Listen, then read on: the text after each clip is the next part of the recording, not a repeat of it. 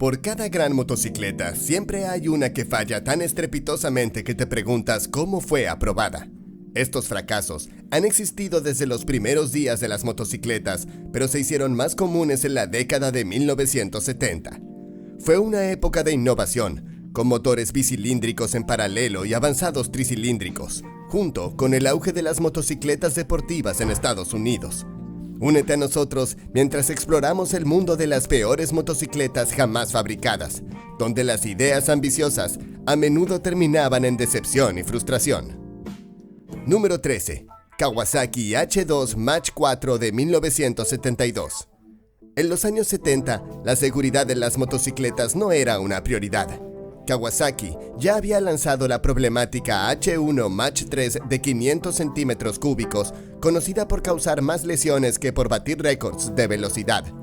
Sin inmutarse, decidieron crear una moto aún más potente con un motor de 750 centímetros cúbicos, dando lugar a la H2 Mach 4.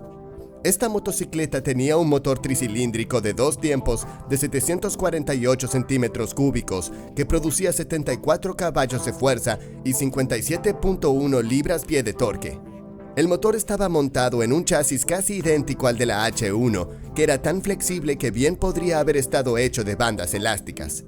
La horquilla delantera tenía amortiguadores demasiado delgados para soportar adecuadamente el peso de la moto, y el sistema de frenos consistía en un solo disco en la rueda delantera y un freno de tambor en la trasera, ninguno de los cuales tenía especificaciones deportivas.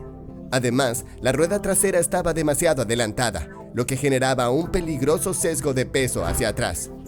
Kawasaki presumía que la H2 Mach 4 podía alcanzar la asombrosa velocidad de 125 millas por hora. Sin embargo, no mencionaban que por encima de las 3.500 revoluciones por minuto había una caída significativa de torque, lo que a menudo provocaba caballitos inesperados.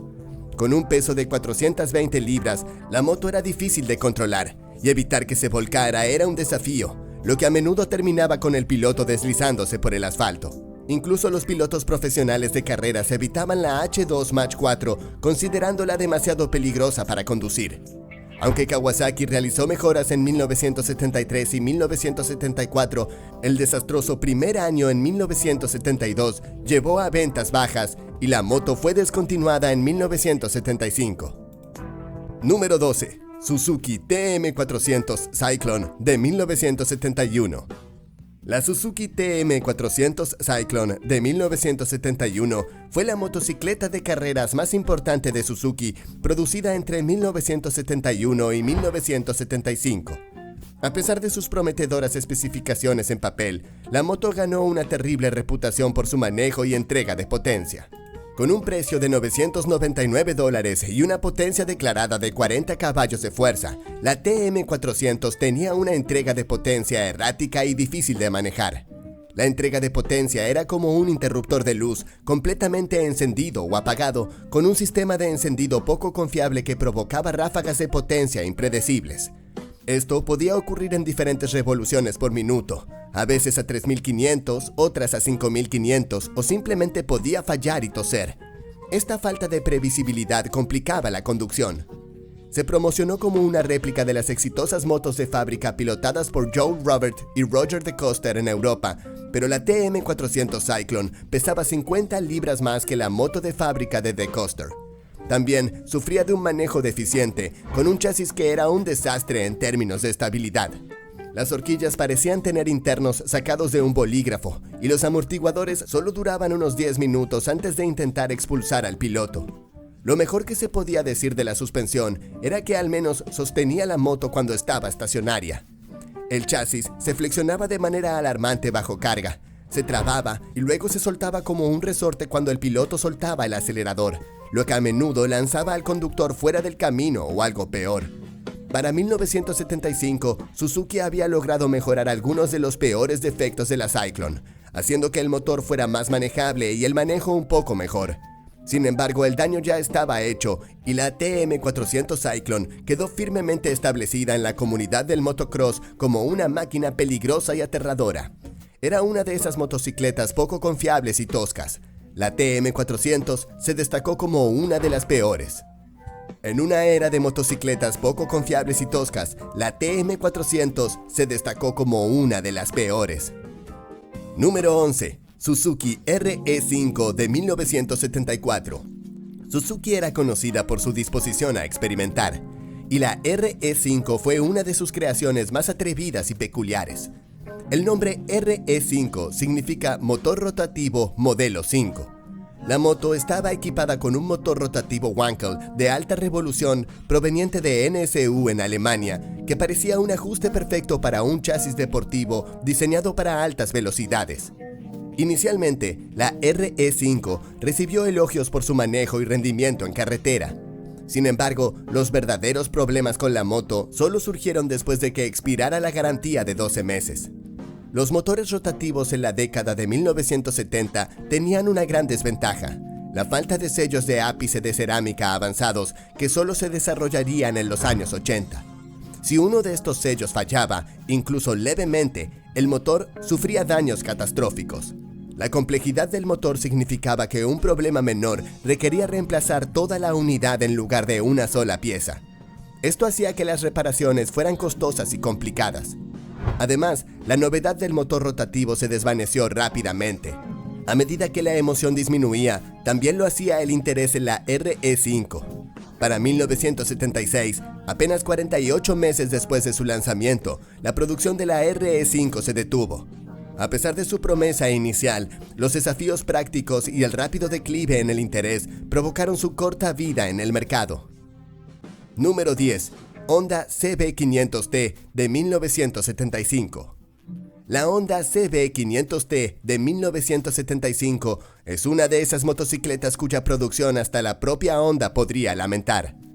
Durante la década de 1970, tras el relativo éxito del modelo deportivo CB450T, los ejecutivos de Honda quisieron aprovechar aún más la oportunidad. Ordenaron a sus ingenieros modificar el motor de 450 centímetros cúbicos a un modelo de 500 centímetros cúbicos de la manera más rentable posible. La CB450T ya tenía problemas de vibraciones, pero estaban justo por debajo del umbral de lo verdaderamente molesto. Sin embargo, los ingenieros de Honda no tuvieron la libertad de crear un nuevo motor de 500 centímetros cúbicos. En su lugar, modificaron el motor de 450 centímetros cúbicos existente, aumentando la carrera del pistón y reemplazando los rodamientos de rodillos con rodamientos de bolas grandes para, supuestamente, extender la vida útil del motor. La culata permaneció sin cambios en 450 centímetros cúbicos. Para acomodar estos cambios, la relación de compresión se redujo de 9:1 a 8:5:1, lo que permitía que la moto funcionara con gasolina más barata, un factor crucial durante la crisis del petróleo de 1975. Se consideró que los carburadores de 32 milímetros eran suficientes y no se modificaron. Además, los bujes de goma, el manillar y los soportes del asiento estaban hechos de un caucho de baja calidad, lo que empeoró el problema. Como resultado, la CB500T sufría de vibraciones severas, lo que la hacía extremadamente incómoda para conducir. Incluso los viajes cortos se sentían como una experiencia agotadora, con vibraciones tan intensas que podían llegar a aflojar empastes dentales.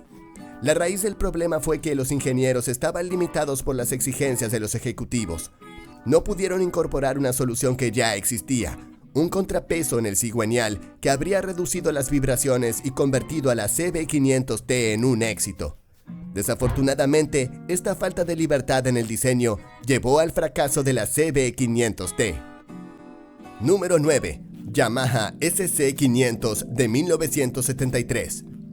La Yamaha SC500 de 1903 fue el primer intento de Yamaha en el segmento de motocicletas de motocross de 500 centímetros cúbicos. La historia de Yamaha en la categoría Open Class ha sido variada, con algunas motos excepcionales y otras menos exitosas. Por ejemplo, la excelente IZ465 se vio contrarrestada por la decepcionante IZ490. Incluso la más reciente IZ450F, introducida en 2010, ha generado mucho debate. Durante más de 40 años, el recorrido de Yamaha en la Open Class ha sido una montaña rusa de éxitos y fracasos. Apropiadamente, este viaje comenzó con la SC500 Scrambler de 1973. Con un peso de 243 libras, la SC500 tenía un motor de 2 tiempos con válvula de láminas de 498 centímetros cúbicos, refrigerado por aire, acoplado a una transmisión de 4 velocidades. Su suspensión incluía amortiguadores traseros con depósito remoto y horquillas delanteras de eje en línea, ofreciendo 4 pulgadas de recorrido, lo que en ese momento se consideraba aceptable. Sin embargo, la SC500 fue vista en gran medida como un fracaso. Su motor de 498 centímetros cúbicos era difícil de ajustar, con frecuentes fallos, tirones y apagones. La respuesta del acelerador era deficiente y un evaluador señaló que tenía menos potencia en bajas revoluciones que una 125 bien ajustada. Los 40 caballos de fuerza de la SC500 se entregaban de golpe en la zona media del rango de revoluciones, haciendo que la rueda delantera se levantara abruptamente antes de que la potencia disminuyera. El chasis era aún peor, con un mal equilibrio de peso que hacía que el tren delantero fuera demasiado ligero.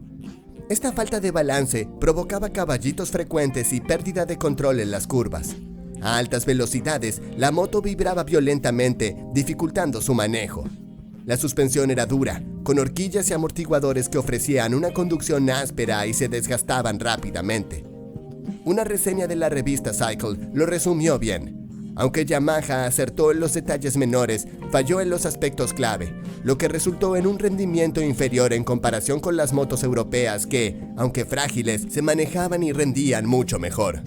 Sin embargo, Yamaha mejoró rápidamente y, en un año, introdujo la IZ360 Monoshock, revolucionando el motocross. Número 8. Honda CB750A Honda Matic de 1976. La Honda CB750A Honda Matic se fabricó entre 1976 y 1978. Llegó por primera vez al mercado estadounidense en 1976, tras su lanzamiento inicial en Canadá en 1975. Esta motocicleta introdujo la tecnología de transmisión automática de Honda en el mercado, presentando una distintiva caja de cambios automática de 2 velocidades conocida como Honda Matic. A diferencia de los sistemas automáticos tradicionales, el piloto debía cambiar de marcha manualmente utilizando un selector hidráulico operado con el pie. La CB750A se distinguió por varias características notables. Contaba con un diseño duradero que incorporaba un cigüeñal de una sola pieza, válvulas fácilmente ajustables y una transmisión por cadena confiable. Todo ello diseñado para garantizar longevidad y facilitar el mantenimiento. Adelantada a su tiempo, la CB750A venía equipada con una transmisión de 5 velocidades, freno de disco delantero, arranque eléctrico, interruptor de apagado, espejos dobles y luces intermitentes parpadeantes. Su panel de instrumentos claro contribuía a una experiencia de conducción sencilla y accesible. La CB750A estaba impulsada por un robusto motor de 4 cilindros en línea, 4 tiempos y 736 centímetros cúbicos refrigerado por aire. Desarrollaba 67 caballos de fuerza a 8.000 revoluciones por minuto y 60 Nm de torque a 7.000 revoluciones por minuto. Sin embargo, debido a limitaciones de la transmisión Honda Matic, Honda redujo la potencia del motor a unos más modestos 47 caballos de fuerza. A pesar de sus características innovadoras, la CB750A recibió críticas y se ganó la reputación de ser una de las peores motocicletas de los años 70. Los motociclistas la encontraron torpe y carente del rendimiento deportivo deseado. La transmisión Honda Matic, aunque innovadora, no logró captar el interés de los entusiastas que preferían el control manual. Estos factores combinados hicieron que la CB750A no cumpliera con las expectativas durante sus años de producción. Número 7. Yamaha TX750 de 1973. La Yamaha TX750 fue fabricada por Yamaha Motor entre 1973 y 1974. Marcó la entrada de Yamaha en la categoría de motocicletas deportivas de carretera de 750 centímetros cúbicos, destacándose con un motor bicilíndrico en línea en una época en la que los motores multicilíndricos más grandes eran más comunes. Una de las características más innovadoras de la TX750 fue su avanzada ingeniería. Incorporaba un par de equilibradores llamados Omniphase, diseñados para reducir significativamente las vibraciones, un logro notable para una motocicleta bicilíndrica. El motor utilizaba un sistema de lubricación por cárter seco, lo que garantizaba una eficiente circulación y refrigeración del aceite. Además, contaba con frenos de disco delanteros con pinzas de pistón opuesto, una característica de vanguardia para esa época. También fue la primera motocicleta de carretera de Yamaha en equipar llantas de aluminio, lo que mejoraba tanto su apariencia como su rendimiento. Bajo su elegante diseño, la TX 750 albergaba un motor bicilíndrico paralelo e inclinado hacia adelante, refrigerado por aire con un cigüeñal a 360 grados. Su cilindrada era de 743 centímetros cúbicos, generando 63 caballos de fuerza a 7.500 revoluciones por minuto y 50.6 libras-pie de torque a 6.000 revoluciones por minuto. La transmisión era una caja manual secuencial de 5 velocidades, permitiendo cambios de marcha manuales. A pesar de su innovador diseño y características avanzadas, la TX 750 se ganó una mala reputación por su falta de fiabilidad. Problemas como el sobrecalentamiento del motor y un consumo excesivo de aceite plagaron el modelo, lo que llevó a su rápido declive en el mercado. Yamaha intentó solucionar estos problemas, pero finalmente retiró la TX 750 de la mayoría de los mercados después de 1974. La producción cesó por completo en el mercado japonés en 1975. Aunque la Yamaha TX 750 fue pionera en muchos aspectos, sus problemas de fiabilidad hicieron que no lograra consolidarse, marcando un capítulo desafiante en la historia de la innovación en motocicletas de Yamaha. Número 6. Ducati 860 GT de 1974. La Ducati 860 GT fue producida entre 1974 y 1975 como parte de la serie de motores bicilíndricos con transmisión por engranajes de Ducati, sucediendo a la 750 GT.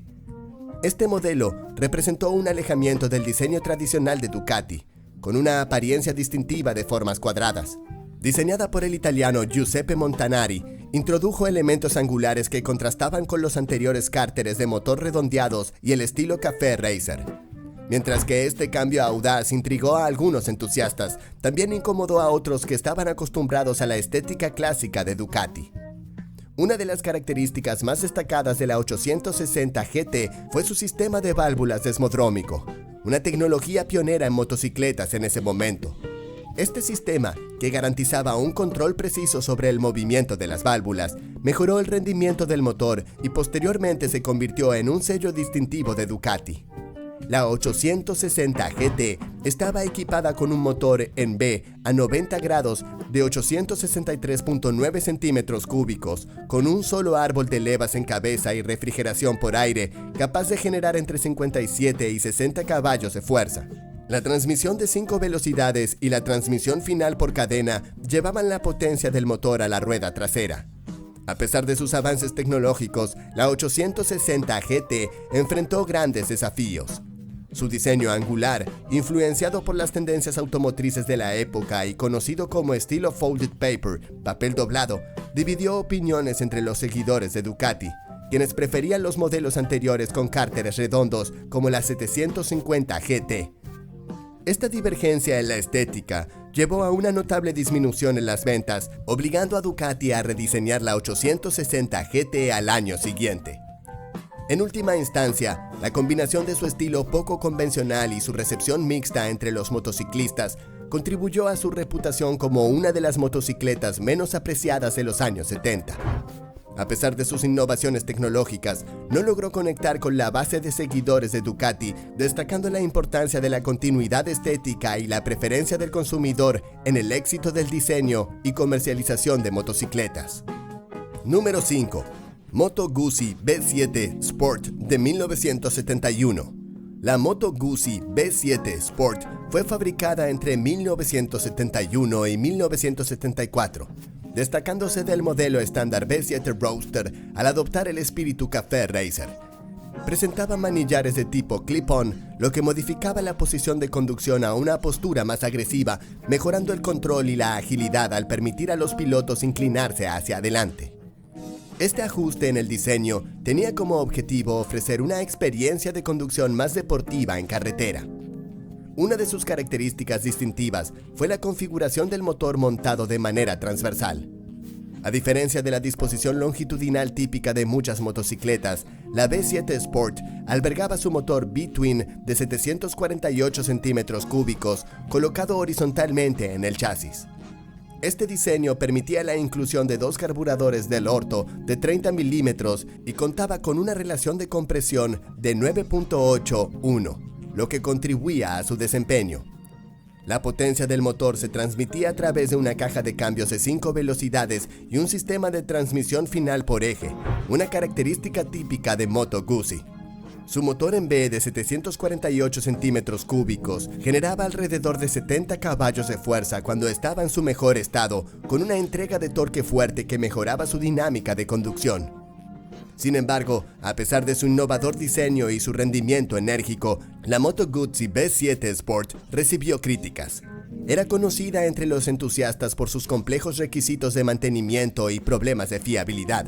Los propietarios a menudo encontraban difícil mantenerla en condiciones óptimas y tuvo dificultades con la consistencia en el control de calidad durante la producción.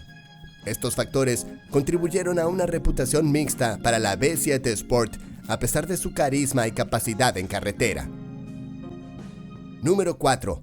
Kawasaki Z1900 de 1972. La Kawasaki Z1900, apodada la Big Z o 900 Super 4, fue una motocicleta potente producida por Kawasaki a principios de los años 70. Su lanzamiento en 1972 marcó un cambio significativo en la industria del motociclismo. Fabricada hasta 1975, se produjeron aproximadamente 85,000 unidades. Una de sus características más innovadoras fue su sistema de doble árbol de levas en cabeza, Double Overhead Camshaft, DOHC, convirtiéndola en la primera motocicleta japonesa de gran cilindrada con 4 cilindros en utilizar esta tecnología en producción a gran escala.